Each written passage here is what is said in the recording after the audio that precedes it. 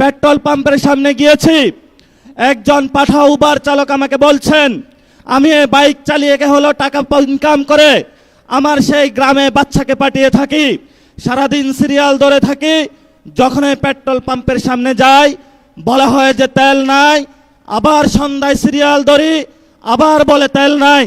তাহলে আমি সংসারটা চালাবো কিভাবে?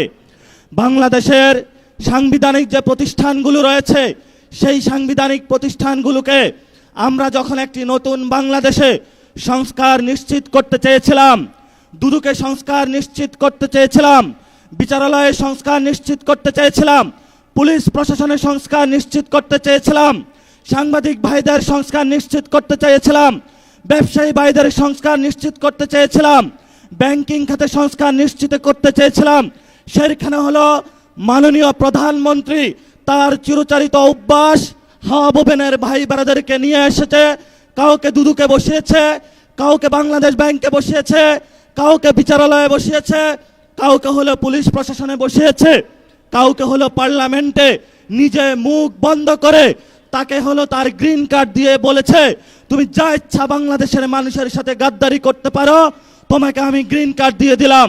এই যদি হয় জিয়াউর রহমানের সন্তানের ভবিষ্যৎ, এই সন্তানের ভবিষ্যতের সাথে বাংলাদেশের ভবিষ্যৎ যাবে না, যাবে না, যাবে না। বাংলাদেশের ভবিষ্যৎ যাবে উসমান হাদির পথে, বাংলাদেশের শান্তির পথ যাবে আমাদের ৭১-এর শহীদদের পথে, বাংলাদেশের ভবিষ্যৎ যাবে ২৪-এর গণ অভ্যুত্থানের শহীদদের পথে। যদি এই পথে বাধা হয়ে দাঁড়ায়, আমরা তাদেরকে প্রতিরোধ করতে প্রস্তুত আছে ইনশাআল্লাহ।